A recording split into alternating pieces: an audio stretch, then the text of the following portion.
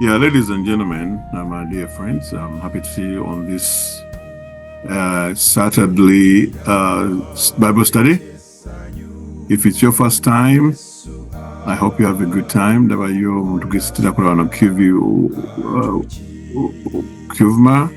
I hope, I don't know that is, I hope she understands Luganda. If you don't, then I have to English, but that's why I'm using English, which is my second language. In the meantime, you raise your hand, then you switch to English. But I'm assuming everybody here understands Luganda, and if not, we'll be able to alternate in the languages so we all understand. Before we start, I just want to introduce the topic of today, the state of the dead. It's one subject I picked because of the great misunderstanding on this subject by many Christians and believers. But what we're going to do tonight is to discover what the Bible says so that there's no confusion. Kakati nga tunatandika kusaba mukulu sentowooza muliwekaawo nga bulijjo ngera kuwa section eno esooka otuweeyo akayimba if you can, then otusabire tuggulewo. So mukulu sentowooza, you can open up. Now, before I do that, I want to welcome so far everybody who's here. So Balaba, I don't want to go by name, but eventually I might be tempted to do that. Okay, mukulu sentowooza Kalulu can open up. Nange mbalamusizza akabooluganda mwenna era twebaza Mukama atuwadde omukisa guno. Ngenda kusaba busabi, leero tulina Mukama atuwadde omugenyi oyo yajja okutuwa oluyimba olw'enjawulo. Kansabe. Mukama Katonda kitaffe ayinza byonna ow'ekisa ekingi, tukwebaza olw'ekirabo eky'obulamu, tukwebaza ate bwe wajja ku nsi kuno n'otufiirira ffe abalina ebibi ate n'otufuula abaana. Twebaza olw'ekirabo ekyo watuwa ng'oyita mu mwana we Yesu Kristo okutufuula abaana ba Katonda. Tukwebaza nno Mukama de tuli mu nsi muno, buli kaseera otujjukiza okwagala kwo ng'oyita mu kigambo kyo. Era tukwebaza olwaleero olwa obubaka buno bw'oteeseteese tusobole okuyiga n'okumanya biki ebigenda mu maaso oba state y'omuntu bw'aba ng'afudde. Ekintu kino Mukama tukyetaaga okukimanya kubanga Sitaani tayagala tutegeere nnyo bintu bino olw'obulimba bwe.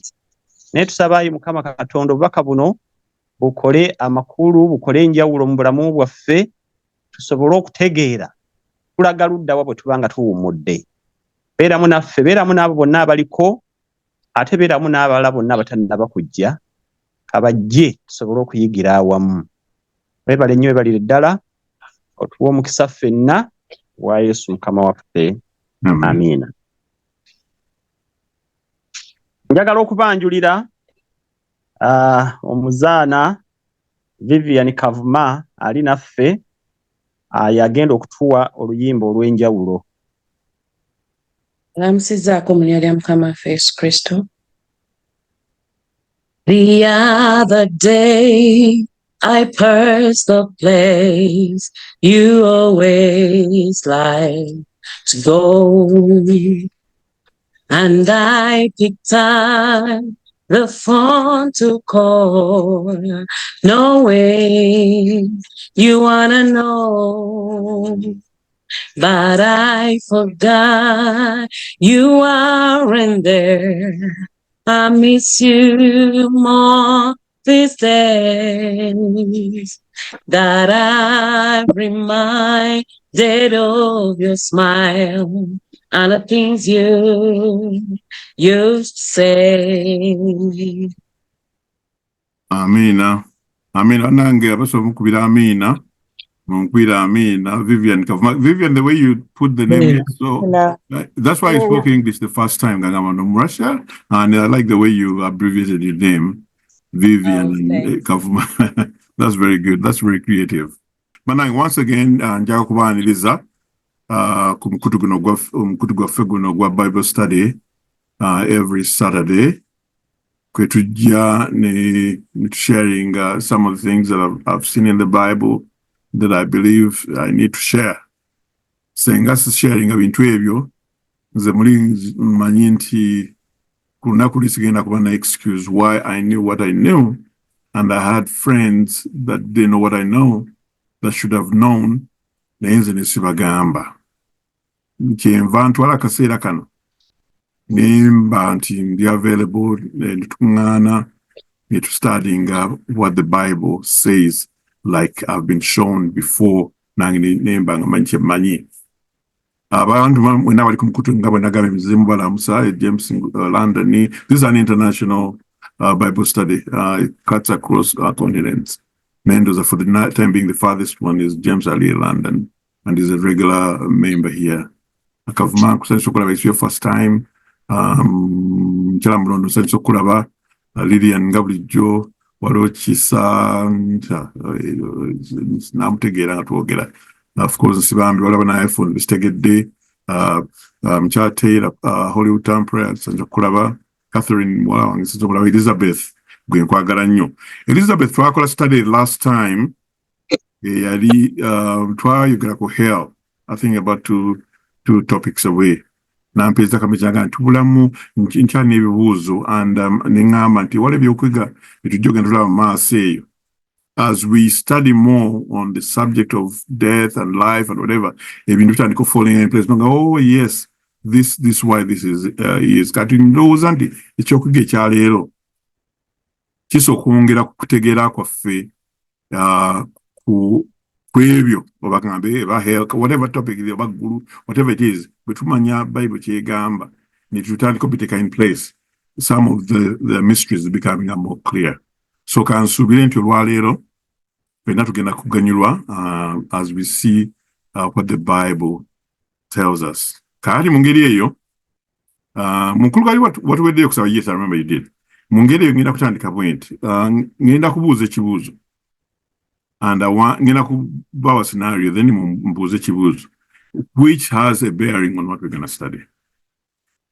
Omuntu bw'oba oyagala okukola ekintu bayita box, ofuna embaawo n'emisumaali ogyetaaga. Bw'oba mubazi mulungi nga mukamaffe weri good carpenter, oddira embaawo ezo n'ozisala n'ozishapinga n'ofuna emisumaali n'ogikuba n'ofuna ekintu kye bayita box. Ekyo muntegeera bwe ngamba bwenti. Box weetaaga embaawo neweetaaga n'emisumaali ogiteeka in place. Ennaku neweetaaga misumaali sokozesa super glue. Naye katugambe nti okozesa misumaali n'ogikuba in a good shape n'okola box. Nebeera wali n'ogamba bwe ngamba nti ndeta box eyo omanya kiki enkutumye kubanga oba okola ki oba okirabako. Kaakali bwe nzirira emisumaali egyo n'engikuba n'engefuna ennyondo n'engizamu emisumaali egyo, emisumaali n'engiteeka wali n'embaawo n'enziteeka wali, ngenda kubuuza ekibuuzo. Box eba egenzeewa? Njagala answers. Bwe nzirira emisumaali n'engijja mu kibox n'engipangula n'enfuna ennyondo n'engijjamu gyonna, emisumaali n'engiteeka gyokka n'embaawo n'enziteeka zokka, box eyo eba egenzeewa? Sebe ebeera tekyali box. Eba tekyali box, eba egenzeewa? Ate obeera ogidestroying. Dismantled. Okay. Eba dismantled. No, in other words, box eba tekyali ki? Box. Okay. Kati kambawo ekyekola scenario endala. Bw'oddira ka bulb n'engenda n'engula bulb ez'amasannyalaze zimanyi, kambalage nga wano gye nnina wano. Yeah. N'enzira bulb eno. Bulb eno okunnyamba obulungi ngiteeka mu soketi, n'engiteeka mu kasoketi mwegenda, n'engenda n'enyiga switch. Bible eno okwaga eba yeetaaga ki? Light bulb okubeera light bulb. Eba yeetaaga ku bulb ng'eri bagizimbye bulungi weeri, n'engiteeka mu soketi mwegenda, n'enteekako switch, ettaala n'ekola ki? N'eyaka. The microphone is kind of discussing. So the bufaayo yeah. Kaakali bwe nzijjako switch eyo, light eba egenzeewa? Amasannyalaze gaba gavuddeko. Light begins. Light again though. Ezikira nebulawo. Nowhere. Okay. It's light egolachi ceases to be. Kati no intro yecho gachinja tuyo olwalero kibaita the state of the dead. Kale kandabe byandika bifenga bitugamba following screen we mwati miraba mwe ngamba nakikuzenga I think everybody can see how did humans get here in the first place. Ekyo fena tukimanyi story tugisanga wa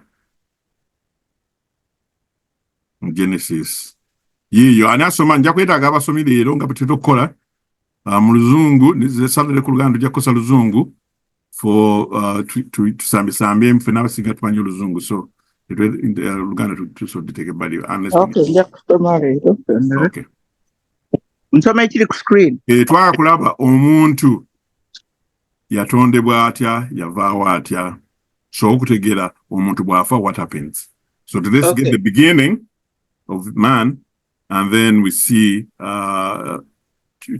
what ekimtukako ng'afudde katugende maaso soma. Okay.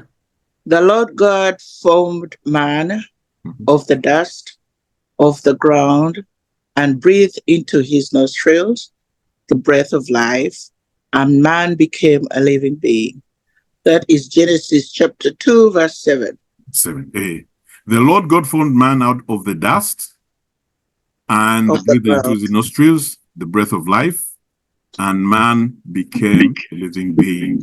Ekyo mukirabye Bible etubulira omuntu bw'atondebwa kakati katusomera erudda we wamu tulabe what happens when man kolaki dies tulabe beginning omuntu akola atya bw'etandika namutonda yakanze mulabe yatonda formed man from the dust and breathed into his nostrils the breath of life, and man became a living being. Before that he was nothing. Okay, so what happens when a person dies?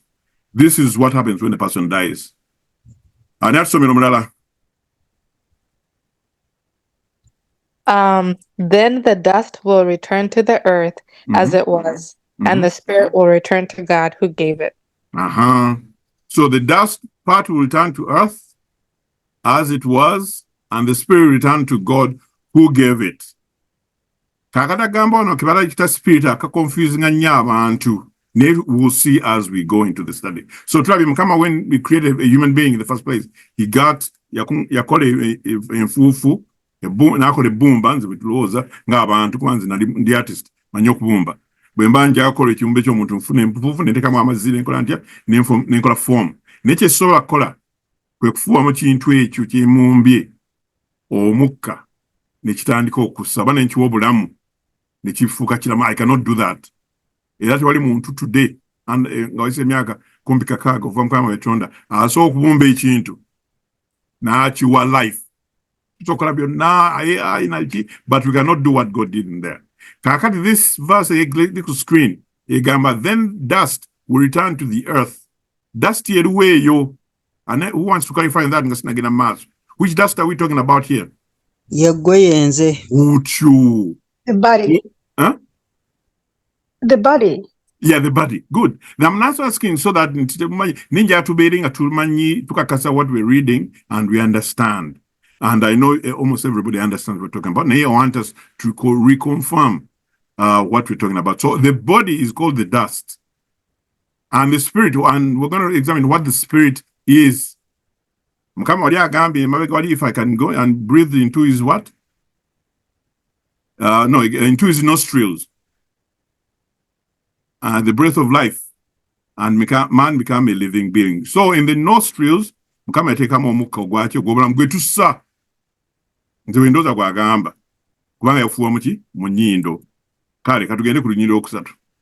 is the spirit that returns to God at death? Bible begins to believe that. Agambe, the body without the spirit is dead. Echo tukimanyi. Wali agambe body yateka mumubiri ono James yagera ku the spiritual part but also the physical the body application. Omukristaayo bw'abanga talina mwoyo wa Mukama aba mufu.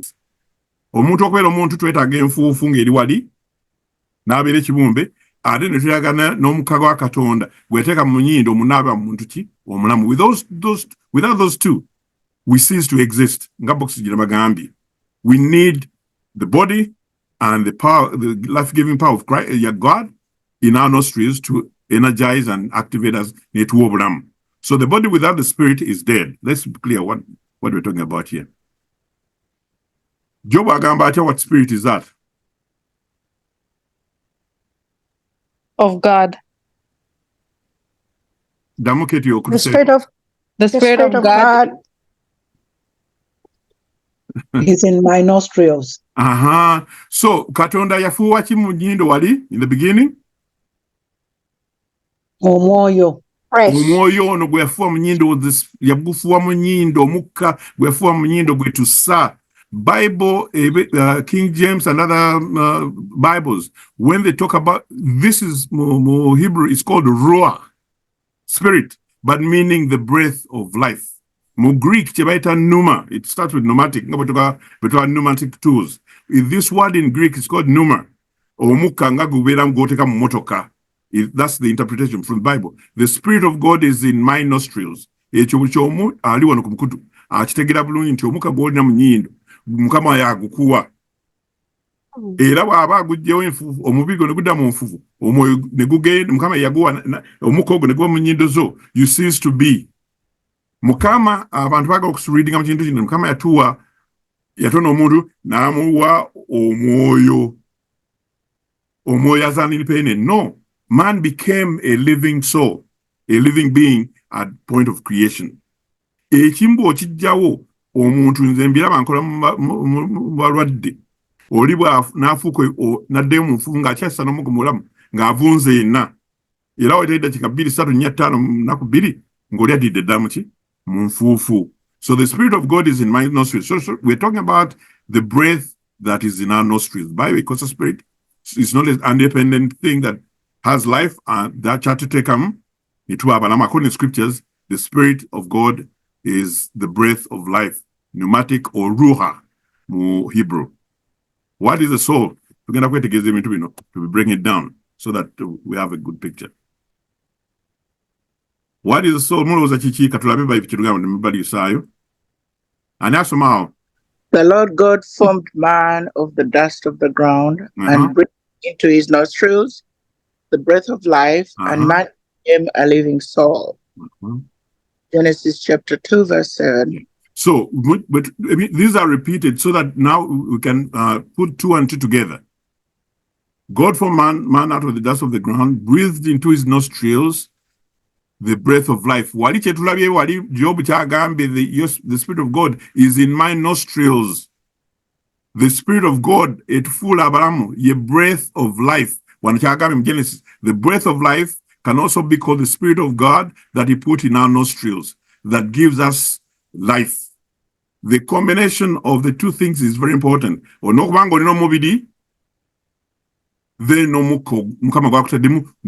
fukati, a living what? So at the end of this verse, and man becomes then a living soul.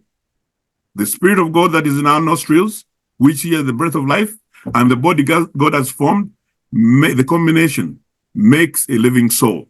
One thing taken away, the living soul ceases to live. What soul actually means in most of these contexts. Do souls die? Do souls die? Lydia no gambo.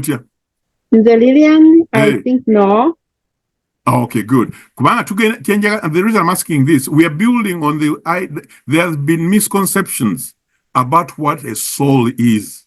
Bible man became a living soul because man had the two elements that makes him a living being. His body and the breath of God or the Spirit of God in where?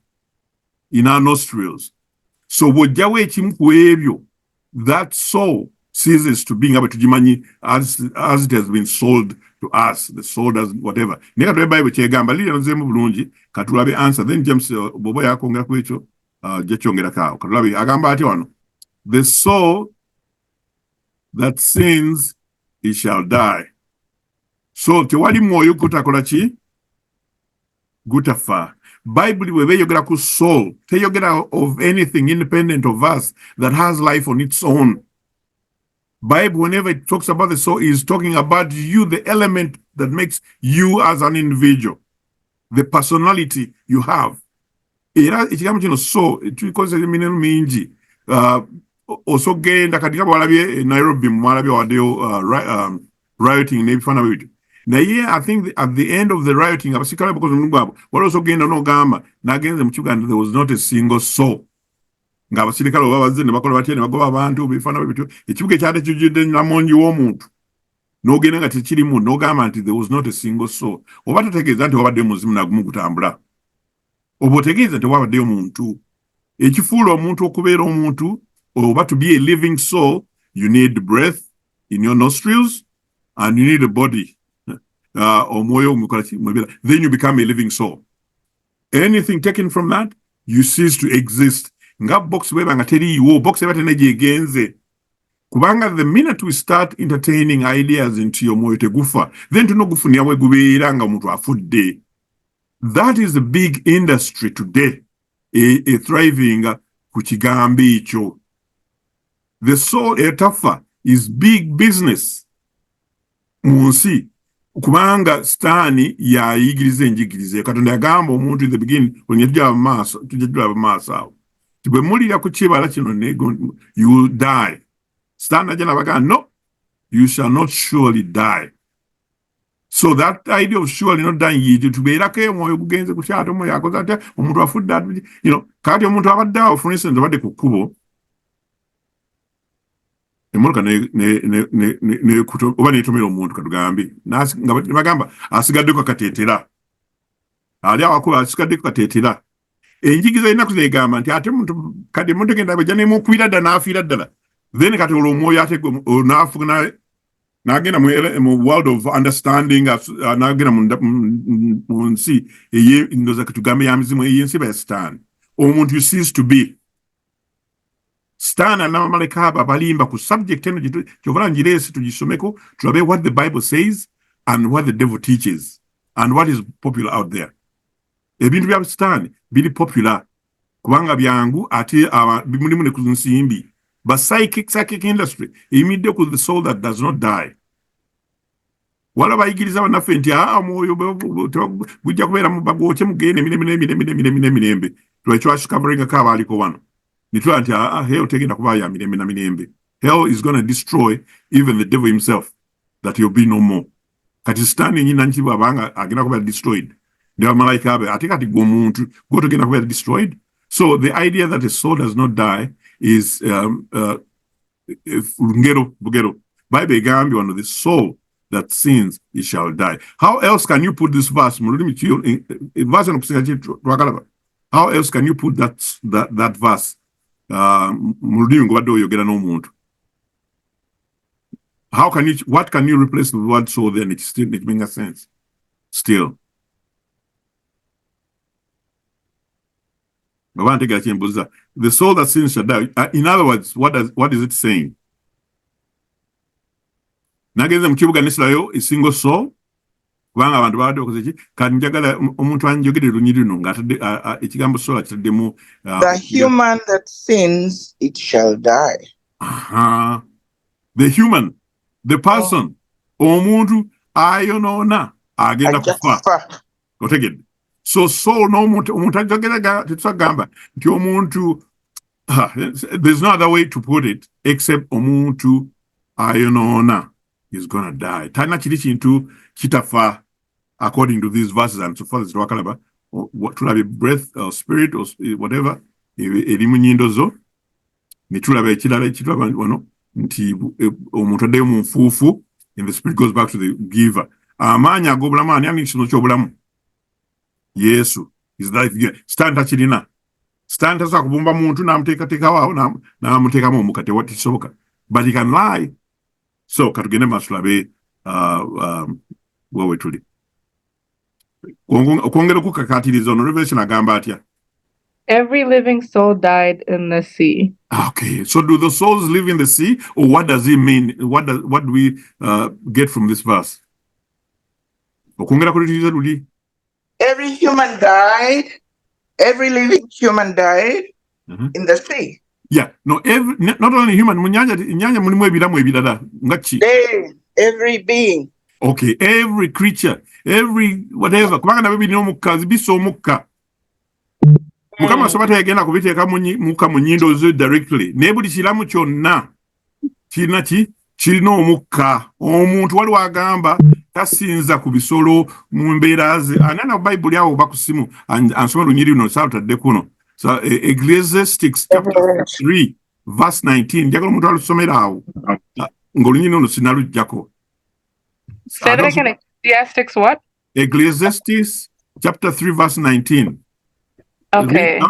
It says, for people and animals share the same fate. Both breathe and both must die. So people have no real advantage over the animals. How meaningless. Go ahead. Both go to the same place. They came from dust and they return to dust. Yeah. Thank you. Abawuliriza bakwano bange. Omuntu fetugezaako mu elevating to a level which he is not at. Omuntu twava mu nfuufu, and God doesn't hide. Tegamba nti yatujja mu ggulu n'atuyita ku nsi, tetujja oba tetukola mu diamond, tetukola mu nfuufu. N'ebisolo byonna mu ngeri eyo tusharing the same elements. Bw'abanga ffe tukola mu nfuufu, n'ebisolo byava mu nfuufu, kyewala birina omusaayi n'omuswanga nga ffe, bisomoka nga ffe. Era byombi omuntu n'ebisolo bwe tufa tudde mu nfuufu. Naye twalabye last week value tujijja connection ya Mukama waffe. Katonda yatuwa value. We are worthless. Tuli boonoonyi. Naye bwe tukola connection ne Katonda naffe enfuufu, God is going to take us, elevate us to a level that we can etakisoboka nange kuyingira mu bwongo bwaffe. Every living soul died in buli kiramu. So soul does not mean something that does not die. Soul living, something that is living with a breath of life in its being. Okay? Can we look page? This was Revelation chapter 16, verse 3, talking about times that are going to come where everything died. Kale, do good people go to heaven at death? That's what I want to address also.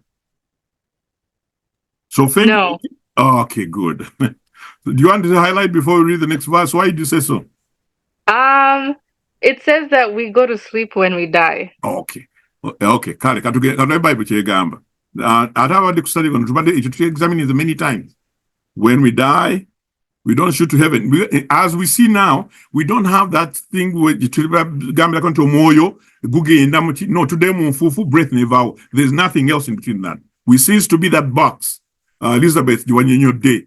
Imisumali bwogiteka wali nebimbawo ziteka wali, the box disappears. It doesn't go any place. It ceases to be a box. Omuntu bw'omugyamu omukagwe mu nnyindo n'omugya omuntu adde mu nfuufu and it ceases to be. That's what makes Fred Senoga makubi ebirowoozo byange ne memories zange ne biki ebinfuula ne omuntu nti mumanyi oyo storage eyo brain they dissolve into dust. I cease to be. Nesibeera miserable ng'omuntu atalina ssuubi kubanga Yesu can come and recreate me. I don't have to preserve anything. No, God will recreate me nga bwe recreating Adam from nothing. He promises that. Nga bwe recreating Lazarus. You remember, everybody is familiar with the story of Lazarus.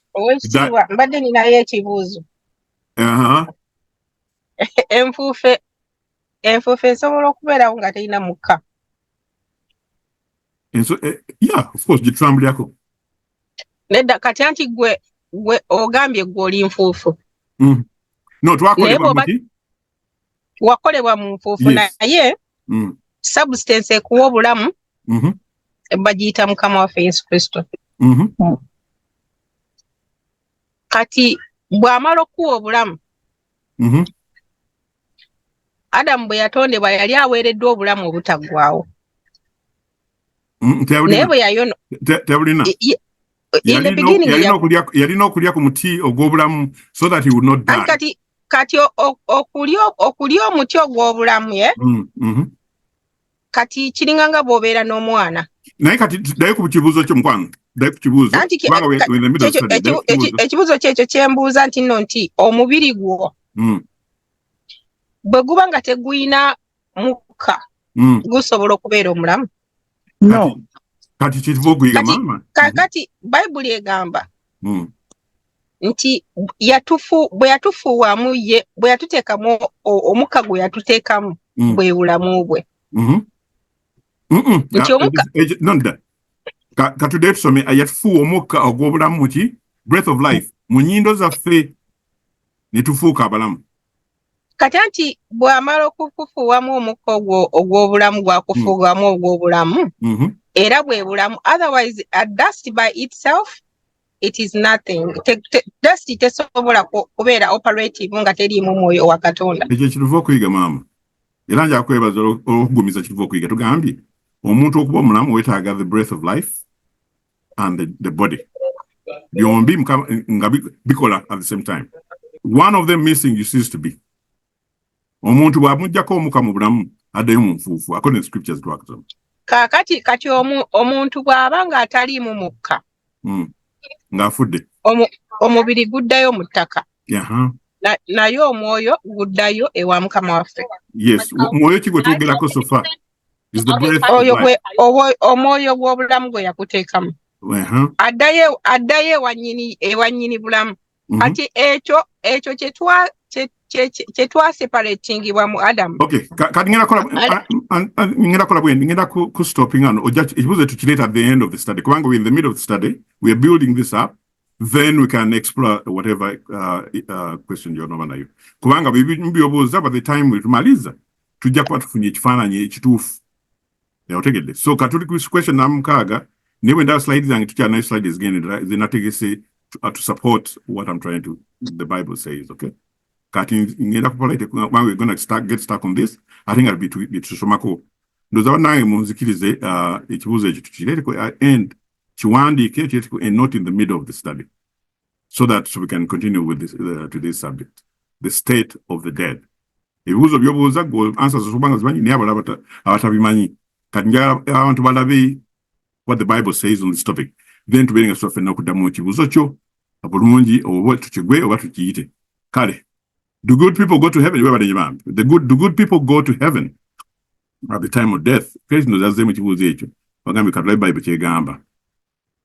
Bible etugamba etya? Anasoma wano ono Yesu yayogera ebigambo bino. All who are in the graves will hear his voice and come forth. Okay. John 5:8. Okay. All who are in the graves will hear his voice and come forth.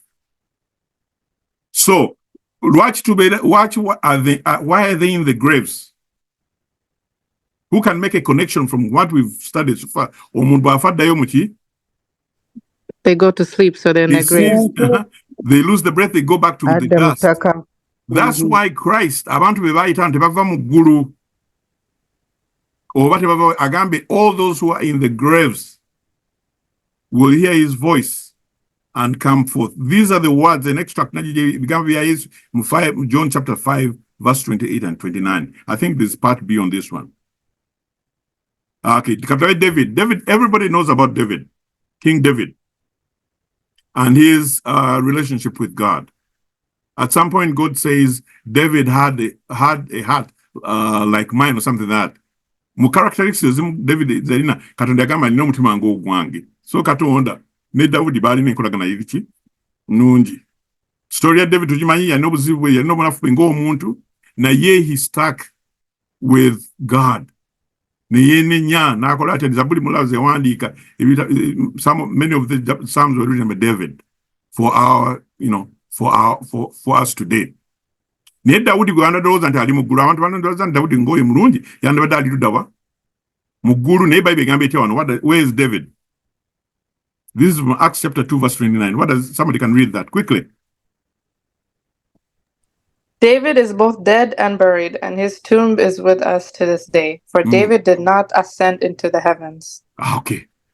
If he did not ascend into heavens, where is he at? The grave. In his tomb. What is the second line in this verse? David is both dead and buried. And his tomb up to this day. When these guys were writing the verse. What about David? Omwana wa Katonda. Eyayagala nnyo Katonda kakosa natta Goliath. N'ebyamagero ebirala bingi nnyo. Katonda Bible tugambye David is both dead and buried. Omubiri gwe gwaddayo muki? Munfuufu. But nga bwe tugenda okulaba that's not the end.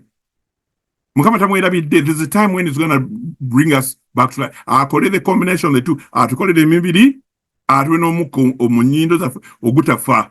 Next time we are risen, there will be no more death. Eri abo abakkirizaani Mukama waffe. Kale, mubitendeke byandike mubeere nabyo, mubyadinga, make sure they pile up to make the same point. Omuntu bw'afa addayo, the reverse happens. The reverse happens and we cease to be. Katugende maaso kulaba wano nyiruddako balunanyamba ki. Ono Yobu agamba atya. Sinalaba wano bannange muntu awakanya Katonda kyagamba.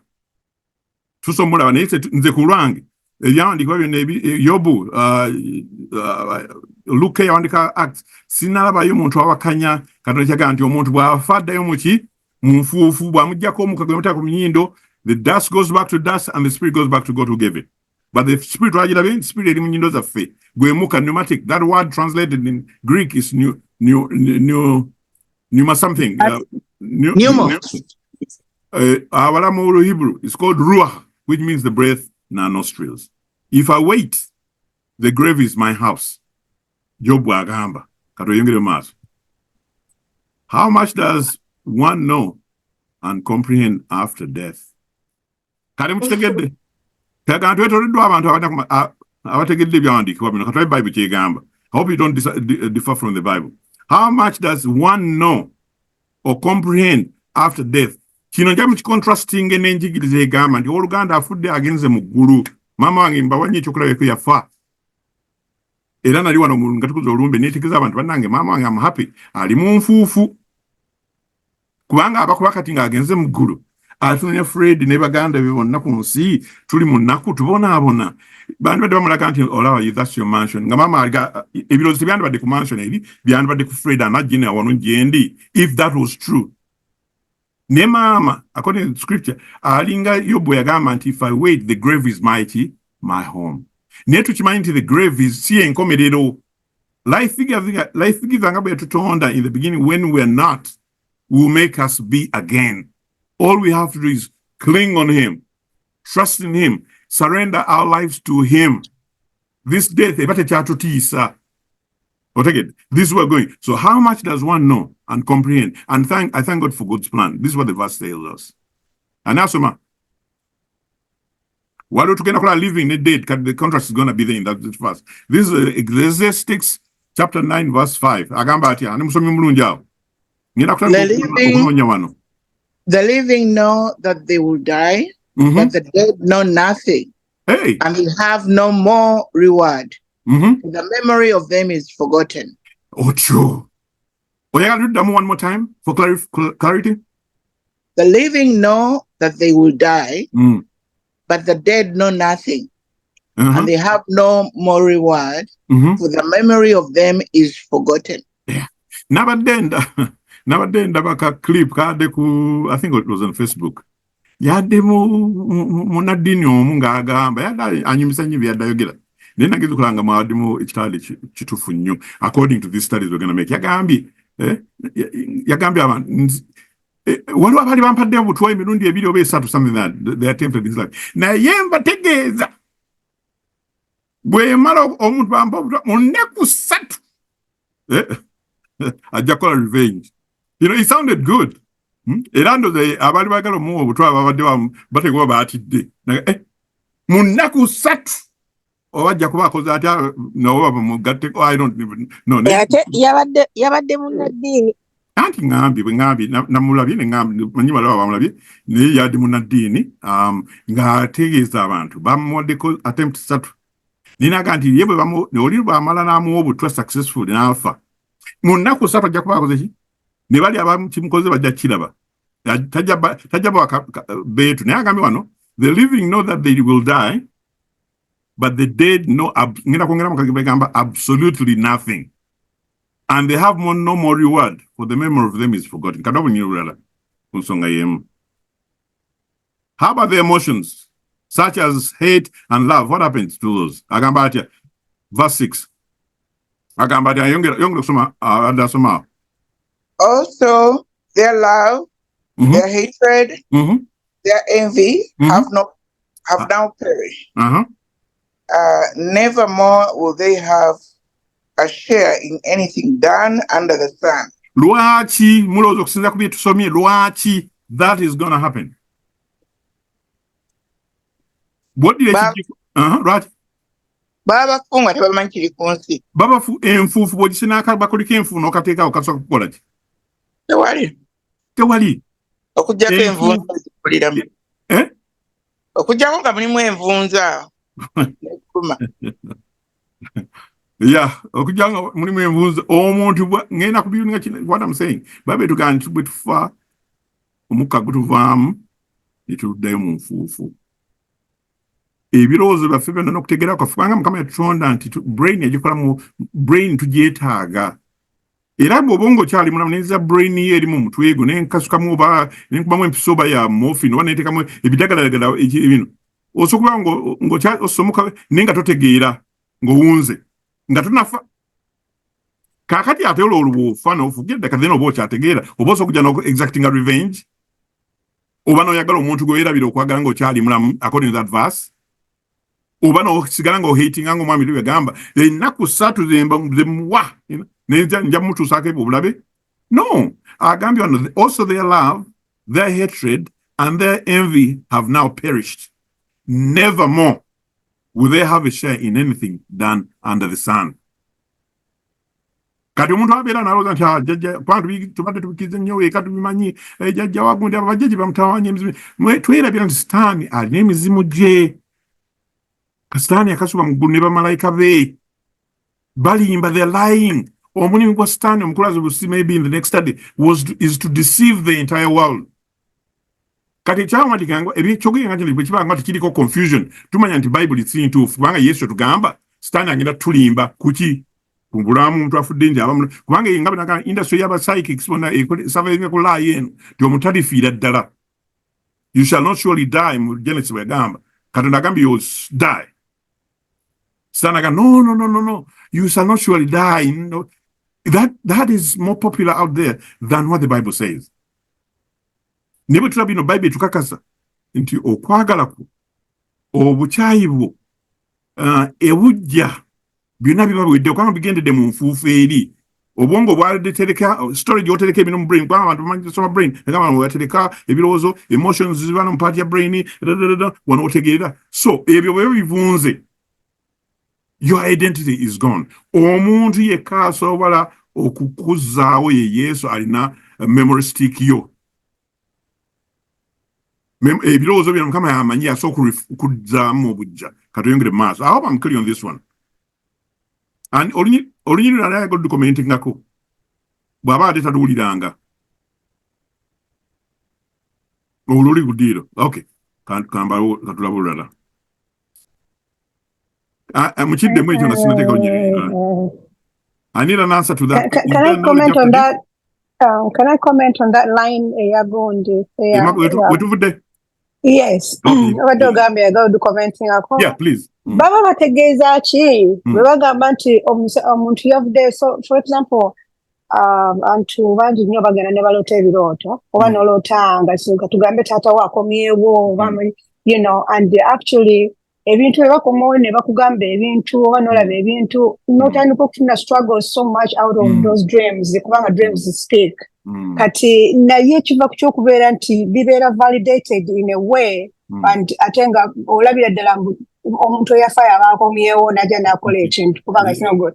So gangazaamu abo kiki kiba Sataani yabazze si bantu obalabasitaani mwennyini webale kujjayo ekyo bata Sitaani omanyi ka mbategeeza and as you're gonna find out Sitaani okumanya mulimba amanyi okwejja mu kifaananyi eky'ensi abantu abatono nnyo abakkiriza nti waliwo Sitaani by the way Sitaani ali direct opposed to the truth. Katonda bagamba nti wafa ye Sitaani ajja kuleeta alimbe creating an illusion of somebody of your loved one ngazze mu kirooto. Kakati waliwo story omwami omubana gye banyuza nga tutandikaawo era on this subject. Omukyala yalina mutabani we n'agenda mu kulwana mu Second World War. Kati for some reason ne bagenda bakola ne reporting n'omukyala ono nti mutabani afudde, we can't even find him, missing in action. Namweza package zonna babeereza namweza ya mukyala yali San Francisco. Mukyala baali awo lumu nga yeebase ekiro obaali agenda kwebaka oba naye yali musengeti agenda okulaba at the end of his bed nga mutabani ayimiridde awo. Omukyala naga onka, I thought you were dead. Namugamba no, sifanga mbadde gye ndi era bendi era mbadde nkulowoozaako era kati nfunye akakisa nziza okukulabako nkyali mulamu. Yes, baalipotinga nafa naye n'amubulira n'ebintu byonna nga mumanyi bobeera omuntu omutabani mumanyi ne mwogera ku bino oba yamubuuza ki don't even know bye baayogerako. Kaakati bwe yamala okwogera ebyo omuvuga n'abulawo n'agenda. Namuga ajja kudda nkubuuzeeko ne wayitawo weeks ssatu oba whatever time it is, same thing, muvuga n'akomawo. Mutabani omukyala amanyi bulungi so tomunyumiza bunyumiza. Ne banyumya byogedde n'agenda. Lumu abaali misana ali ku awakaawe ngawulira ngawulira kungula ku luggi agenda okugulawo emisana this time nga mutabani we azze mu buntu akomyewo. Omukazi n'ayagala n'abya confused n'ayagala okuzirika. Namugamba bulijjo mbadde njogera nanga ngumanyi wafa nga bwe ngamba ate kati ozze ddala ozze muntu. Omuvuka n'abeera confused. Namugamba mama, what are you talking about? Namugamba nti munange bulijjo ojja nondabikira manyi nongamba wafanga bwe bangamba wafiira mu magye biki. N'agamba mama, nze sifanga baakola ensobi n'ebbaluwa yange yiino communication by the end of yali nzibu nga bamanyi second word wali texting na biki. N'amugamba nze sifanga biki ebigoba dola bwe stand. Era omukazi n'agenda wa pastor namunyenamu mukama pastor n'anyonyera mukyala ndibaddamu okufuna any of those gundi kamera mu yoga stand vano genda. Stand can make an illusion. N'akuleetera but they are lying spirits. Ekigambo lying kwe mbulimba so that boba kyobola nti twetaaga nnyo okunywerera ku bigambo bya Bayibuli than what other things say or what our eyes may show us or what might come into our dreams in the night. Mama wange nga bwe mbagamba nti mu example mama wange manyi yeebase mu nfuufu. Singa ajja n'aŋŋamba ekintu mu kirooto oyo ŋŋamba bugambi stand vano genda. Kubanga manyi maama talina busobozi obwo kuba nti mulamu until the second coming of Christ agenda omuzuukiza. N'ekyo lwaki nkimanyi kubanga manyi ebyawandiika bwe bigamba. Manyi stand bw'alimba ku laayi eno okutegeeza nti Katonda ye mulimba. Kati singa omuntu omufu oyo kaŋŋambe Florence azze mu kirooto oba n'agamba ekintu nga kiri contrary to this, would you believe God akwanza toga nti byakatonda totawaana bino tuli bulungi nnyo whatever it may be? Are you going to believe that or you're going to believe what the Bible says? Yes, you are to ekyokola kintu ekigira any question we have, we should say it is written. Ndaga mu byawa nti babebe egambe tya ku mufu tugambe mu lunyiri no batumanyi Satan ajja kuleeta abantu in your life, in your dreams, to make sure you're deceived on the subject of even death. Ngabe yatandika mu Garden of Eden talekerawo yalimba Adam ne Kawa n'okufa temuliko ki temulifa. Example mwagala proof jajjawo yazze mu kirooto oba taatawo ayogera naawe. Who you gonna believe? Stand oba Katonda? Katonda agambye oli mu nfuufu bana kujja mu nfuufu weebase. Yesu n'atugamba aliwe ngenda kujja ne kondedde ne abali mu nfuufu n'abakkiriza bave mu nfuufu bafune obulamu butagwawo. In the meantime tewaliwo. Sawulo yagwa mu nsobi y'emu. We are getting to the story of the witch of Endor. N'alowooza nti alabe Samwero kumba alabye in his imagination Stanley impersonating the prophet Samuel. I hope it gets clearer as we go further into the study. So take in mind laba bayi kyegamba then ojja kicontrastinga n'ebyo byobadde omanyi oba byowulira oba ebirooto byaffe byonna bitufuna dino Stanley kubanga tawumudde ayatulaga nti Mukama Katonda si alina obulamu yekka wabula naye abafu tebafa nga bwe yagamba in the beginning. That is his lie and he wants to that lie to keep going. Is that knowledge after death? It's kind of becoming clear now as we study. There's no marriage after death. Okay, good. Okay, verse here is happening to Gambia. There is no work or device or knowledge or wisdom. Where?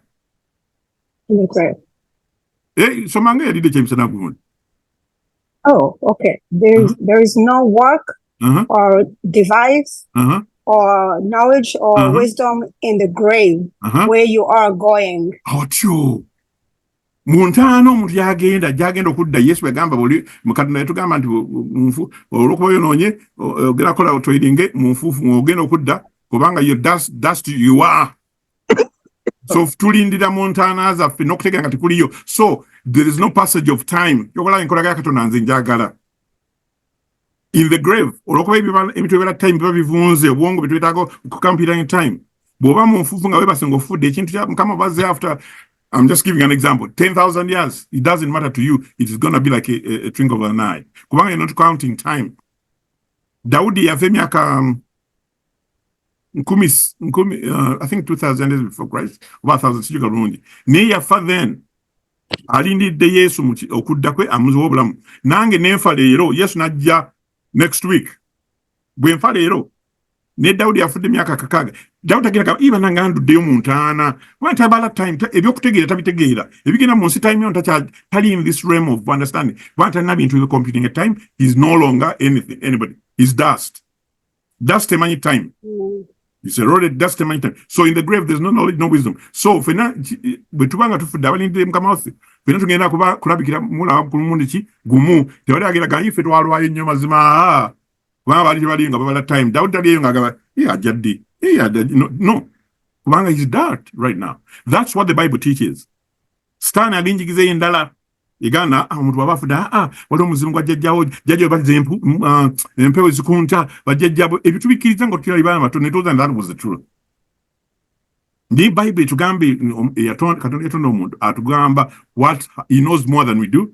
Natugamba omuntu taana twali kutegeera. In others, bw'olaba omuntu azizenga mu kifaananyi kyo senga ndabye maama wange onyimanyi obulanistan nesinga ebyandiko binalisibina nandowooza nti maama ndowooza, and I could easily be sold into that. Maama yeebase alindidde olunaku Mukama akola ki lwalikomawo mulo taggwawo. No one is in hell. Kubanga senga muntu wadde ali mu hell kati ng'abaaninga kati yandibadde amanyi ne wisdom akaaba pain. This verse wouldn't apply. There's no knowledge of pain, no wisdom, nothing in the grave.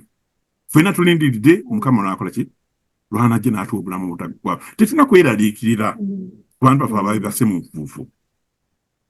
Bajja kufuna olunaku lwe bajja okukola ki okuzibwa nga Yesu bwe yazuukiriza n'omubiri gwe naye nga bwe ngamba bulijjo nga gwanjawulo guyita ne mu kisenge. But he didn't come up spirit nga tituba nabaga munkwateko ne bamukwata mu bituli. Enjala ennuma ne bamuwa ku fish n'alya bw'atyo nga kyali ku Yesu bwe kigenda n'okubaana abaana batono tewali agenda mu ggulu nga talina mubiri gwe. Tewali muntu ali mu ntaana wali ate nga semutana ali mu ggulu. Fena tulinze muki mu nfuufu. Ebyokugenda bikulu kubanga biri doctrinal bangambe nti bwe tubitegeera obukyamu entegeera yaffe ne Katonda ebeera warped. Ne tuba nga tukiza stand tukiza ate bya Katonda temuli muntu half stand after this. Either you're with God or you're with the devil. Kyokka nti afiira okulaba nti alimba ensi yonna. Katugenda maaso. Ekyo tukirabye. Verse, become redundant. Nena children so that we know is there praising the words. Kwanga muntu waba afudde nga mama nga bwe yafa nagenda mugulu nga bayigiriza abanafu nga bakutine Bible. Ndi mama ali Oluganda ali mugulu. They will be praising and worshiping. Ne wuli Bible yeti etugambe etya. It differs. The dead do not do what? Praise the Lord. The dead do not praise the Lord. Eyo Bible yegamba ono Daudi ndo yegana ebigambo eri mu Zaburi 15. Kati ebyo ogenda obigatta then ojja kumanya who are these impersonations of people that we know that died. Ono mulaba nga ze mu kiro.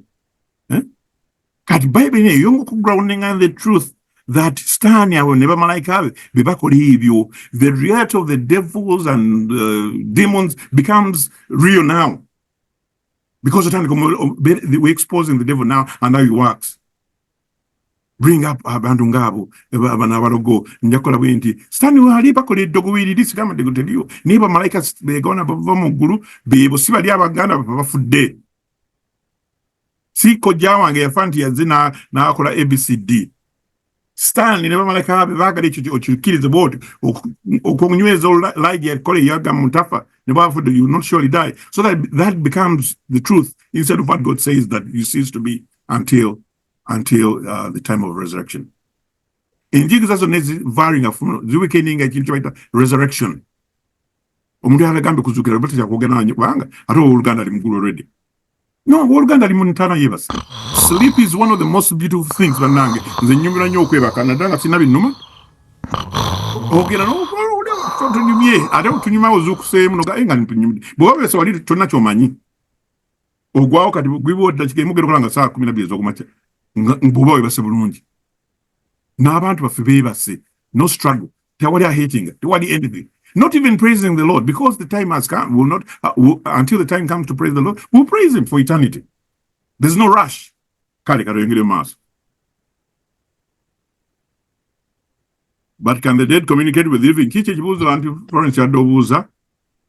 Can the dead communicate with living? Olunyiruru ntwali 78 kaludde with that question in mind. Bible gambe etya. And now do somehow. Man lies down and does not rise, till the heavens are no more. They will not awake nor be roused from their sleep. With a little more oomph. Man lies down and does not rise, till the heavens are no more. They will not awake nor be roused from their sleep. Kakati. The choice is yours and mine on the issue of death. Gwe oli waddembo omuntu naye waddembo okukizanga bw'ayagala. Naye omukristaayo yakiriza mu Bayibuli gye tukwata no Bayibuli teriimu paati etugamba nti etugamba contrary to this. Man lies down and does not rise till the heavens are no more. Are the heavens still there? Yes. Yes. So man has not risen yet, and they will not awake, not be roused from their beautiful sleep. We worry not about them. Mom is enjoying her. Well, she's not enjoying anything because taliwo nimanye ali mukama muterekese omuzaawo unakuli lwalijja kubire nga zo tutwala fenna abalamu n'abafu abamulindiridde. Kikakatako gwe nange okusettlinga in our mind nti Bible egamba bweti. These verses tezigenda kustopping abantu bagamba nti omuntu bw'aba abafudde ate abatafudde bagenda. These things are still going to be said by bantu abayikwata Bayibuli mu butuuti. Oluganda ali muggulu, Oluganda ali muggulu. Whenever I get an opportunity, I tell people the truth. No, Oluganda ali muggulu, bange ekyo kyonna Katonda. Ngabe na wako story wano mwana yafiira mama we, mukana kali ka myaka nga 8. Omukyala era yimbe mu kwaya wano, yali mu kwaya mu church, n'afa, cancer ndoza. Akawale ne bakagamba, pastor yawajja okubuulira n'agamba, oh no, your mom, don't worry, ali muggulu, God wanted her, Mr. and Angel Simanyi in heaven, and he took her, she's in the heaven choir. Akana, nekagamba, pastor, nekagamba, really? Katonda era binga mama wange, ayagala nnyo mama wange kusinga nze. Omwana kyamutanya paka yakula ndoza na together a true picture of death. She was so bitter all her life. Gagamba Katonda na, how can God love take my mom from me ngati amanyize mwetaaga kusinga naye bwamwetaaga. Omusumba yalooza nti ayamba mwana kugamba mama in a better place, but in the end she created a very big conflict in the kid's life. Na Katonda choyo atasaasira. She was I'm the only child, my mom amututte because amwagala mukwaya kumutendeze ne mugulu. You know, those things we tell people that are not true. Beyond n'ekifaananyi kya Katonda. Omwana senga pasi amugamba nti mama yebase because of this and this. We'll see her at the day of resurrection. Stay strong. That would have made the daughter much more happier. Kanengere banange musonyi lagging some of the issues, but I want them to be clear in our minds. Ekibuzo kirala. And are they aware of what the living are doing on earth? At this time, chubide mugenda mufuna answers nga sina naziteekawo kuba tugenda tubira enfu tumanyi nti bodi ekijiko ky'enfu tekina kikimanyi n'okiwa ku mmeeza tekina kikimanyi otegedde kati abantu tudda muki mu nfuufu. We have to agree and accept that. Kale agamba ekibu answer egamba etya omusomya mwamangu awo. His sons come to honor and he does not know it. He doesn't perceive it. His sons come to honor and he does not know it. Lwaki okusaba bitomye and he does not perceive it. Lwaki omufu because he is no more. Yes. Kokabe emirundi 15 ku 5 waline weyuze oli omuntu ali mu case walinga afudde tana kyakola ki kyamanye ebyensi byakomye. Era bw'oba tyakusonyiwa twagenda kusonyiwa bw'oba twamusonyiwa tekigenda nnyo kukyusaako ku mbeera ye gamba nti kati mpulira bulungi abanjiroza gyali. Katonda Bayibuli tetuwaawo middle ground ti omuntu bw'ava mu nsi eno anawabeera n'abeera ng'ali awo ategeera then no, either you're living or you're dead. Naye kuba nti you're dead tekikuggyako bw'oba teweekwata Mukama embeera esobutaba nnungi ng'ozuukiziddwa kubanga wali okuzuukira okw'abalamu n'abafu abalungi n'abaki n'ababi okufeesinga rewards zaffe. Bwe twekwata ku Mukama tugenda ku receiving eternal life nga tuzuukiziddwa. Abatakwate ku Mukama abatalina Mukama abamwegaana baki bagenda kufuna reward yaabwe which will be the lake of fire, death, second death. And lwaki bafuna second death? Because they worked hard for it. The wages of sin is death, not sleep. Chola ndio tenakonfuse okufa kwetufa kuno kusooka Bible kuta sleep. The second death, okum lake of fire, is that second death where there's no coming back. I take it. Hey, continuation of Yiri Gamba. This verse should be read together. We can this was just part 1. These sons come to honor him and he does not know it. They are brought low and he does not perceive it. Nevermore will they have a share in anything done under the sun. Huh? Huh? Yes. Okay. Jesus called the unconscious state of the dead, yagita sleep. Okay? What usanga wa? Yes, unakose bigambo byemu. After he had said this, he went on to tell them, our friend Lazarus has fallen asleep, but I'm going there to wake him up. So, okufa kuno kwetufa, okuli unconscious, Bible ekwita sleep. Kubanga waliwo resurrection ni enjawulo yawaka kufa oyo okwebaka kwaffe singa ngenda mu kitanda wali mu nsonyi okola examples to me means I don't care kubanga example is an example. Enjawulo y'okwebaka singa ngenda mu kitanda nenebaka nga abantu basigadde wansi mkyanga asigadde wansi ne mutano wange bamanyi dadde akola ki ayeba kubanga bamanyi akola ki kuzuukuka ku makya tewe ya worried nekyanga okutuuka eyo kyanga okutuuka eyo ng'ate nayitiddemu ddala nenkola ki nenebaka okufa ku Bible kekola ki okunyenya nga siddangulu ekyo kisobayisiza ddala bubi nnyo naye baba bamanyi nti Fred alina okukkiriza bagamba okay kale katukole kino kale nga bantadde kubanga bamanyi okuzuukira okwokubiri ngenda kuzuukizibwa nga Lazaro bwezuukola ki bwezuukizibwa. God gave us a sample. Era bwe tukakasiza nti omuntu bw'aba yeebasa atana kyamanyi mu kuba akafaananyi wano Lazaro avudde mu ntaana, it was after 4 days afunze. Teeza Mukama nga amutyeyo. Lazaro yandibadde expression kikufutamali yandibadde musanyufu wa yandibadde munyiivu akantu ako ntikakosa yandibadde atya. Katugamba senga tuganda nga abantu beto tuyigiza senga Lazaro yali mu ggulu amaze ennaku 4 if it was true. Yesu wona amuzuukusiza mu ntaana mulowooza Lazaro yandivudde nga face ye expression efaanana etya? Disappointed. Yandibadde munyiivu. Yandibadde munyiivu. Lwaki? because bamutwe ewantu gy'abadde asinga okwagala wanyuma wali okusanyuka wali buli kimu. Yes. Yeah, Lazaro nze munigenda nga yandibadde mutabufu wa mutwe at that point. Ngaga mukama sikuwano sikutegedde. Ndieri banambuza kifuka kati atungo nditano kola kyate you know munsi edimwe okufana beki ni ate nekira byandimaze calming it down.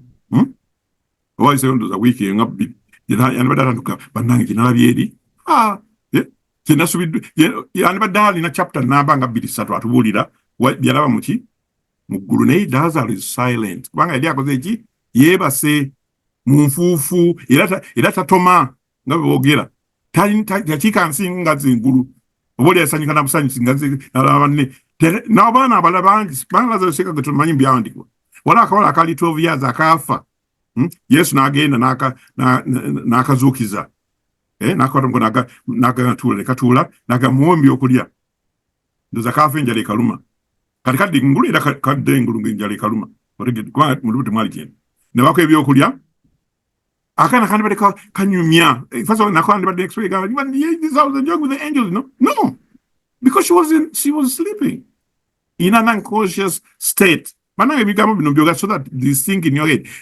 accepting contrary to what the scripture says tuba tusaidinze ne sitaani n'enjigiriza ye bw'omala okumanya bayibuli kyegamba gwe ate nosigala ng'oyigiza bayibuli kyetagamba oba oyigiza sitaani kyakola ki kyasomesa because there are two teachings about the state of man. But it's better we choose what the Bible teaches because it makes God good. It emphasizes that God's plan is always the best.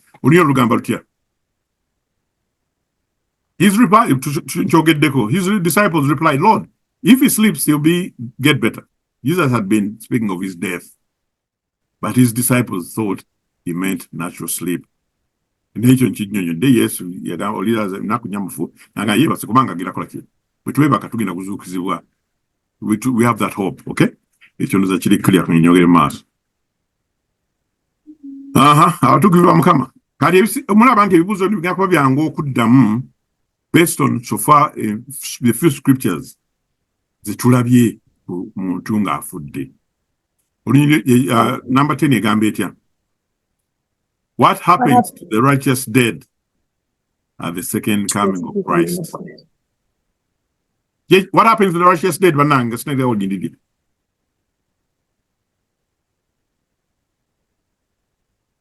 dead at the second coming. They will be resurrected. You say at the second coming of Christ? Happens to they will be resurrected. The dead will rise first.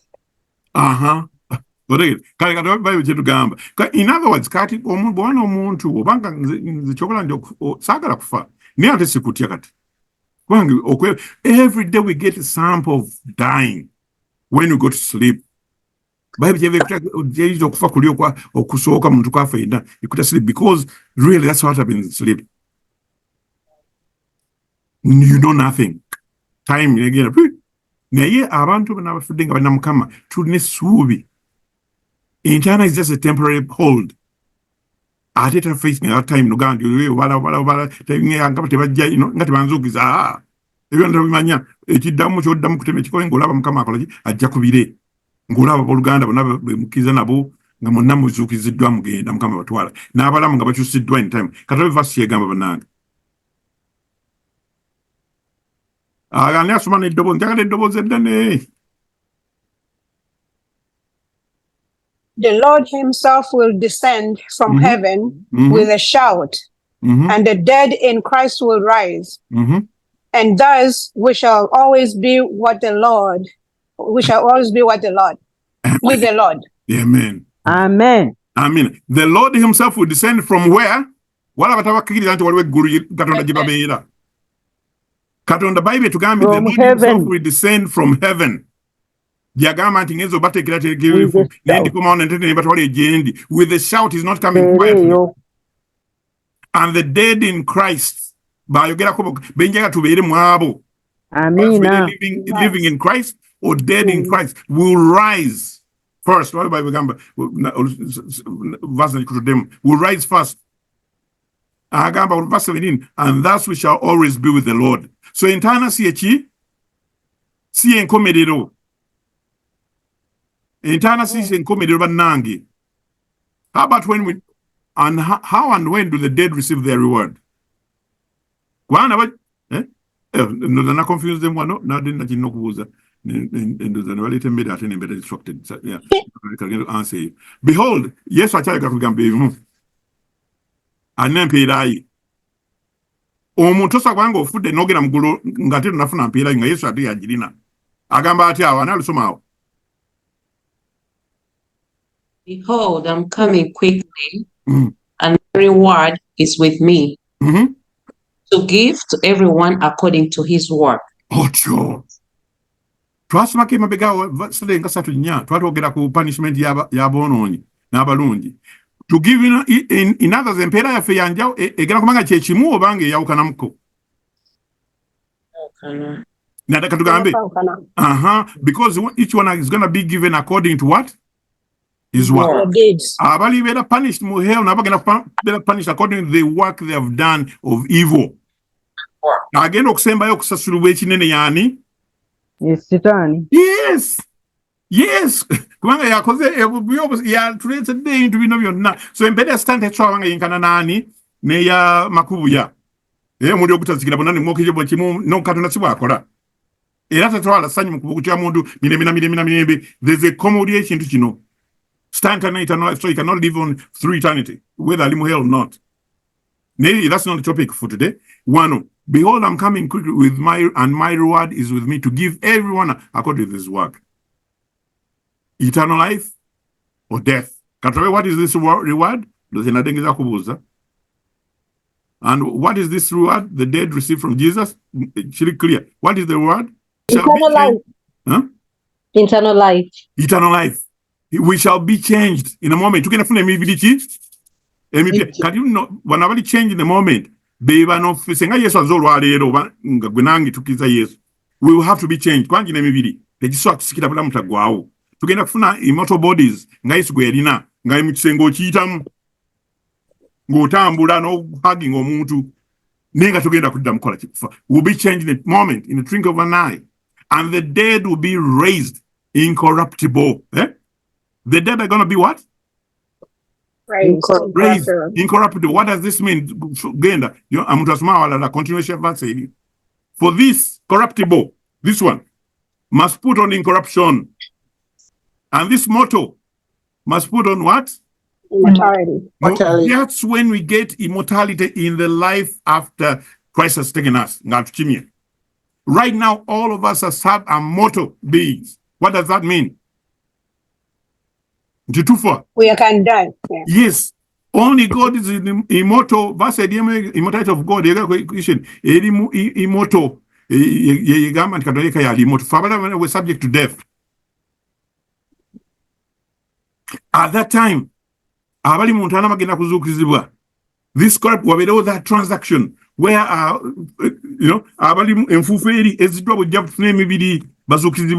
nga omulaba nti ono ye Freddy omulaba yono gundi nga features of tuzirina nengo bule mbona butuvuddeko.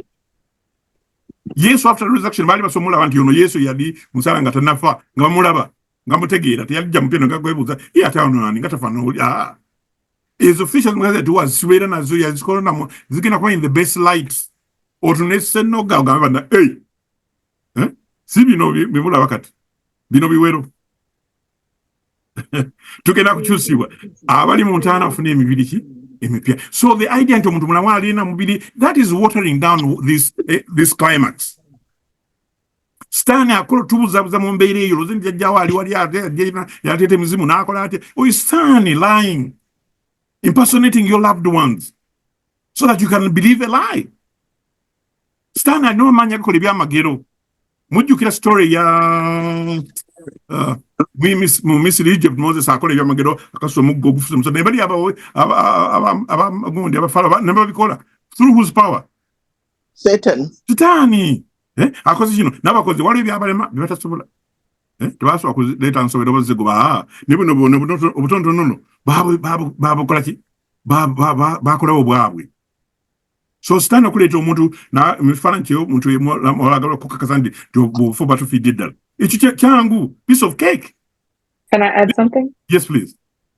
Yeah, that's why in the book of Moses, when Moses was when he broke the 10 commandments and he wasn't supposed to or something, there was something he did, but I think he hit the rod to the staff to the water thing. God obviously had, yeah, he basically told Moses, you won't make it to the promised land. So when he died, he was put to sleep. Yes. But God missed him. And so he chose to resurrect him. He's one of the few people that actually went to heaven. And because he didn't want Satan to use his body. Amen. So I was just pointing out that during that time, Moses was one of the few that actually escaped to the death. Yes. So one story. In fact, Jude is the one that clarifies. Jude is in close to Revelation about Moses. There was a contention over his body. Kama idea akolanga abantu bandiyage dokuzandika mubiri gwandika sedde wansi atra Moses in another form. No. Omubiri gwe Moses yamuzuukiza, there was a resurrection. Stana akayanto yuwangi namga no onumutute yu kola chokola na amuzuukiza era Moses Mount of Transfiguration. Yesu ngali ku Mount of Transfiguration. Moses yalabika ne bamulanyi oyo Moses yali nani ne Elijah kubantu abasoma ku baage na mugulu tebalina kyasigala wansi. Elijah genda nomubiri ge a chariot of fire. Ne Moses wali ntana today teriwo kubanga yazuukizibwa n'agenda in body form. Tetugenda kuzuukizibwa ate sigala emibiri gyaffe nga lwagireka kuki kunsi. Ngawo bayigiza oluganda mugulu kadata omubiri guli mu keso ali mu church oluganda kati ali mugulu ninga ate mulaba agalamidde wa mu keesa osanduke mamanyi zibikolako ni muitawo. You can't be in two places at one time. We're not Holy Spirit. Power in more than place. Omoyo mtuku yega chikona Yesu nyini ngati yaganga ngende kwanso kuba in one place more. I can only be in one place at a time. Na transaction tunatokumaliza temufayo. Tunatokumaliza in time. What was the devil's first lie on earth? The first lie was this one. The serpent said to the woman, you will not surely die. And the world believes that part. The world believes the devil on that. And who is this serpent, by the way? Who the serpent is? The serpent who the serpent was. Who was that? Serpent of old, called the devil and Satan. So, omuntu yalimba ku beginning wali, kanjile mabega wano, yalimba ku beginning wali. This serpent yali ani? Stani. Ekinziza back and forth so that you know. Na standing agamba Adam, mama, jajja wafe Eva. Katonda kambi will die. Oya mugambi kosa bigambi, you shall not surely die. Yamuka nakama. Death cannot be half death. So because of that lie, that's why we have because tuchakiriza enola ino egenda maaso tezikiranga ate kati with the technology angunyo produce ebintu mu Hollywood bale bakola gundi the show bakola ne baleta ba Michael Jackson bakola balenga bajja nola wanga form 3D gundi ngati byali ku screen flat screen ne mu 3D environment ngolingala bedda Michael Jackson wali enakuzo with the AI baso kuddi omuntu nateka mu information ngaba yali biti kanonyume na embozi picking on those things my ganako mujimanyi AI ndoza kati bwe tumanyi kino kyanga okutegeeza nti obulamu okufa batufidde ddala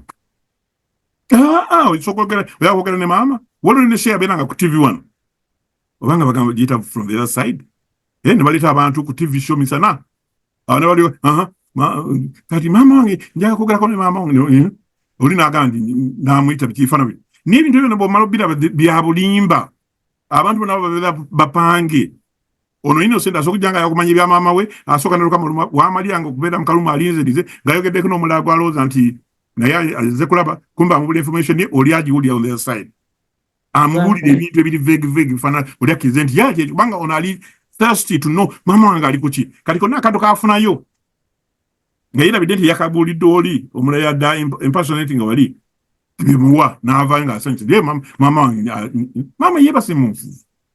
I have a question, Seven. Yeah, no.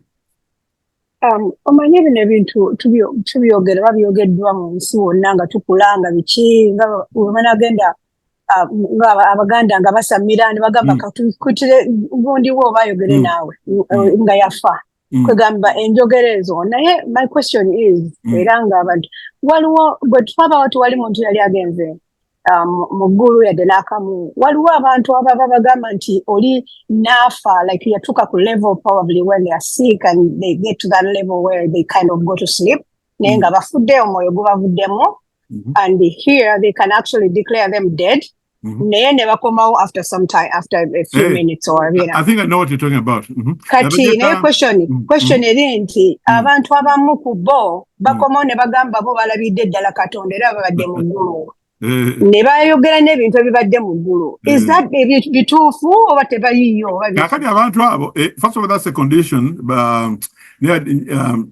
never bagita naye kati omuntu kwale kituka ku bantu bali mu America wokka oba bakiriza wokka wala abantu abeera ku deathbed near death experience bagita near death experience ngali mu muyindi all he knows is Buddha era naye bw'anaavaayo baddaga yalabye Buddha tajaga yalabye Yesu ajaga nalabye Buddha bibaayo abachina bana bakiriza gundi Katonda bwafuna that next near death experience stana amletire ekyo kyabaddakkiriza.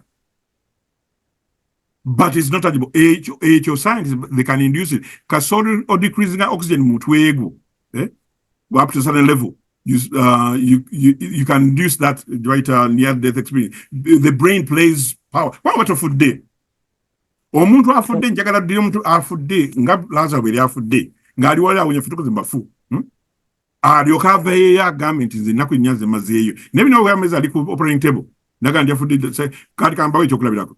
Wala muna fitukola na iwano hospice yako limu hospice omulade gerabye nafa kibede vital school yakuza dadi na kubede process bampanvu ko kubide naje na mutima omuntu kabatusa bwamutusa mu mortuary ogino kule agency ngimkwiri ngwawayo omuntu gwe wagambe ndi mufu ati batukubide nti tusa mu mortuary ngamulamu oyirita fudde. During the time, vital orders are so low. My immediate money are adjusting to the bare minimum. But I want to offer again as killer. You have to be careful, make sure that food day. Omutima kusanga katunga bangu mbigo chetaga. May it a food day, omutra food dangulu until the resurrection of the living and the dead. This is what it means. Bible to gamba one thing. But the alternate truth or lie is not from God, it's from Satan. Nimba tegeza the Bible once is not the same for this time. How the devil has lied the entire world. Whatever we ever counterfeit. Nana buza kono gudu. Ani lebi yo walo count akapapula kadola. Iwa kozinga kadola tienda mwenda. Aba kugumu ku counterfeit nga sente. Ani lebi $99. Obado wachite babukola.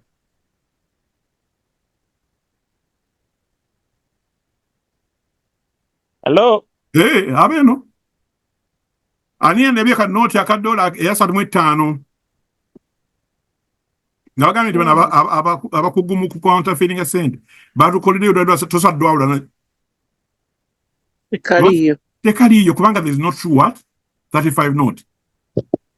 Omuntu ono mulimbi yennyini ajja tuleeta ku nti obulimba bwe kizibu bwawula n'ekituufu. Akuleetedde omuntu yafa mu kirooto ng'afaanana edda taata nga bwe yali. Kubanga yokkiriza nti emizimu the world exists. Katonda atagamba it doesn't exist. So ebintu Sitaani byatulimbamu. He is a master of that, is a father of lies. Bwalimba teyirimbisa. It's close to the truth as possible. Omuntu ajja kufaanana nga bw'aba mukuleetedde mu kifo nga yoyo yayogera kyekimu eddoboozi okkirize. Naye nze Fred Senoga bekintuukako ngamba Vano Stan. Kubanga mmanyi bw'ogenda Magombe okujja nga eggulu livuddewo ojja kuba Stan. Until the heavens rolled away. Anybody that comes into stand, sign impersonation. So this is not the end of the study. There is more to tie this thing into. Why is there such a lie? The purpose of this study group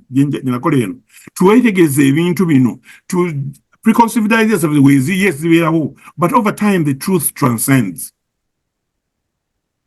The truth of God becomes overwhelming.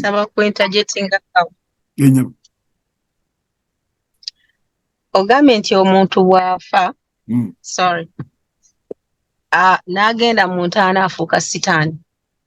Anawulidde ekintu ekyo? Njaga omuntu annyambeko anawulidde nga njogera ekintu bwe kityo? Tafuuka sitaani. Tafuuka. Omanyi bwe tuba twogera wano kyangu okwogera ekintu. Mbadde njagala tewaliwo kyogeddwa bannange. Ekyo sinnakyogera era saaka kiddamu kubanga sinnakyogera. No, point of correction. Yes. Correction. The reason why I get the water is because I'm understanding her on a little bit.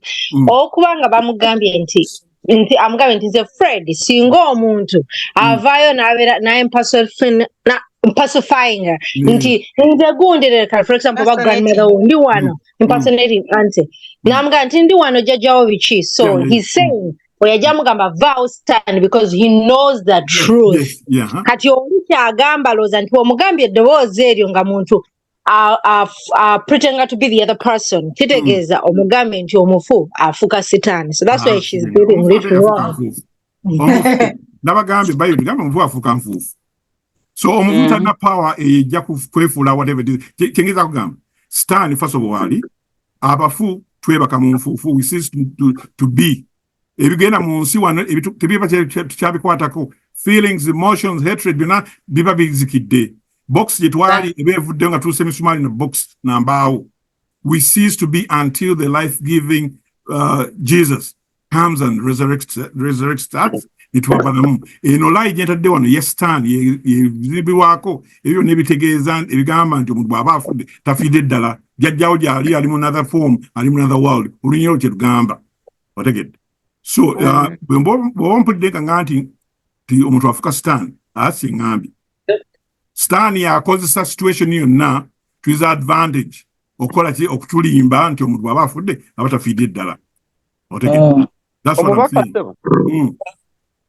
Waliwo olugundi era olusinga abantu lwe basinga obutategeera bulungi, bwe tutategeera bulungi ffenna. Oluli mu Samwiri ekisooka essula ya 28. Tugenda kumakatuleta at the end of this supplementing it. Otherwise we're going to get bored. Mbadde mbuuza kibuuzo ssebo. Okay. Songerako bwongezi. Mbadde mbuuza nti ekintu ekyo kinnyonnyola otya Sawulo bwe yagenda okwebuuza ku muntu oyo era bambagamba nti yajjirayo ddala spiriti ya Samwiri. Kyembadde njagala okugira kubanga kijjira mu gundi eno. Kankiddemu kubanga kigwa wano we tuli naye nga nakyandibadde ku end naye katukiddemu. Sawulo kubanga kyetaaga okujjawo olunyiro tulusome wano nga kyekyasaka akola sina slide eyo naye Bible tugamba Saul, what were desperate? He perceived him to be. The Bible calls it he perceived Yalabanga. Era Yalabastan. Kubanga the message was there. Stan again can do that part. Now, Lord, your Bible, Saul perceived him to be the prophet Samuel. So Mundabagandi perceived. It was all in his head. Bible baneta kudubalira mulabe semba nganja nduke inaika tugende maaso okize mbulungi ssebo. Amina kale katugenda tunataka kumaliza tuteke ebibuuzo. Nela ekibuuzo kyawe. And the Lord commanded the man, you are free to eat. This is where sudden death comes in. This is what the Bible tells us. And but as what it stands, I'm not sure he died. Gatonda gamba atya kandusome. And the Lord God commanded the man, you are free to eat from the any tree in the garden, but you must not eat from the tree of the knowledge of good and evil. Why? For when you eat from it, you will certainly die. So death is opposite of life. It doesn't mean any intermediate ground. You shall not surely die. So the choice today is between these two verses, or two messengers, two teachings. Katonda tuyigiriza nga bayigiriza jjajjabwe ne batabiwuliza temugenda kufa. Sana bagamba tegeze I know better. Mujja kutegeera mujja kwa Katonda kufa temulifiira ddala. Y'ensonga lwaki tuli mukutu kunatuuka ku kintu Katonda kyategeerawo nti omuntu afa. Nothing to be. And the only one who can reverse that situation is Jesus, the gift n'ekisomo ky'obulamu. Fe Abakristaayo tetuba na kweralika kwonna ku kigambo ky'okuzuukizibwa. Oba ne tutya okufa ng'abatalina ssuubi. Ekufa entaana si y'enkomerero. Naye twebaka mu nfuufu okutuusa time eyo genda okutuuka. Sigaza slide bbiri zo ngumikirizeeko tumalize then tubuuze ebibuuzo. On the truth about death, who should we believe? Ekyo nakibuuza dda. Ku kino ani gwe tebatukkiriza? On that. Choices tuna bbiri. Waliwo Katonda kyagamba, the creator, waliwo ne Satan kyagamba, the impersonator. Ng'agamba ku ky'okufa. Abamuluza bafuwa abalamu balina ensi yaabwe gye beerewa. Ekiri eyo kinyuma. Abantu banyo okuteekamu n'ebyo. Bagamba bandina muhero baliyo banyumirwa. Batuntuza abantu ku nsi kuno. Yes, nga kyali bwe kityo abantu batufuna ku mirembe bannange. Abafu upanga ogenda na hate radio n'ogenda omulala bagamba nti yakola bw'ati ali London n'obuuka mu musibi n'ogenda London n'omutuntuza. Ekyo bwe baba byakulema okukola mu nsi muno tojja bikolera mu ntaana kuba mu ntaana ozze mu nfuufu weetaaga omukka gwa Mukama Katonda ogukuwa oddemu obulamu akuwe obulamu. Without that you cannot live or exist in any other form according to the scriptures. According to the devil, yes, there's another world, this was so called Halloween and Davera busy no. Halloween abafundo singa bali tebebase. Abamale but stand in gundi injigirize the popular cat. Halloween mujagano is big based on the dead. Ema bukudajo bugundi buno obuskeleton babambala ngamu mabinje bannange na dabali mu American. Na ye fete tuti yakubana tumanyera nti wantu sibagulirawo. Kwange binjigiza yani popularizing death ngeri eri cynical. Why did the devil lie to Eve about death? Could this be a subject more important than we think? The answer Jacoba yes. Lwaki alimba Eve about this so that he could join the ranks. Okulimba kwa Satan eri bajjajjaffe kwali tokufa. Nga batwagala okulala Satan ndoza mu mutwege yaloza bwe nsula bano. Nange Mukama asooka onsonyiya ebirambo abaana abasujja. Mukama yali atonze nga beautiful. Nga tasuubira nti that death sentence could be meted on his created being. Mu mutwege ndoza nga alowooza nti singa mbalima ne bakkiriza ne tujeema wamu ananga kale Satan kankuddire mu in trying to save us. No, death weeri we cease to be naye tetugwamu ssuubi kubanga Katonda agenda kukola ki kutuzuukiza atwali mu nsi empya. Why do many people believe the devil's lie that death is not really death? Kubanga he's done a good job of lying. Omulimu gwa Sitaani Bayibuli dwagwasala tudokolye tugamba waliwo Yesu bwamubuuza Mukama waffe tubulire enkomerero eba n'obubonero buno bwonna. Bayalayoga ku end of the world. Yesu ng'agamba abayigirizwa be manyi yabagamba nga tanabulira bubonero bwonna yabagamba be careful that you're not deceived. Yabagamba ti mulimbibwa okulimbibwa mu bigambo by'okukkiriza abakkiriza Mukama waffe. We are not immune. The safety is in that says the Lord on this and many other topics that we're going to discuss in Amwe. Just because what you will deka our Ninga Somanga Bible, Wanga somebody just a come, just one verse, 100 verses back to back. So that they support. Niyo so bakanyiri no kajyo daga kadinga mukuluka lwe bakalese. Ngatoka lowozi zako bulungi. Don't wanga Samuel no ni Bible doesn't contradict itself. Iraba wa ichiranga contradiction is within us. First, we're aligning ourselves with the scriptures so that we don't tarnish the image of God. Carry those, and that could be then opening up with a small then to Gareo. The devil's lie that we will not die is one of the pillars of his teachings.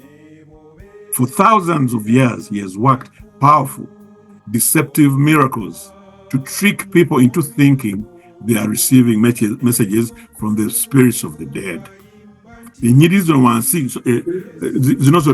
These are examples where the devil has tried to do this through sorcerers, through enchanters, through magicians, and slave girl, miracles. For one reason, for the devil to try to convince the world that death is not real death. It is some sort of another world they enter. Bible, mine lies down and does not rise till the heavens are no more. The day of the Lord will come in which the heavens pass away and funa kuzukira gwokubiri.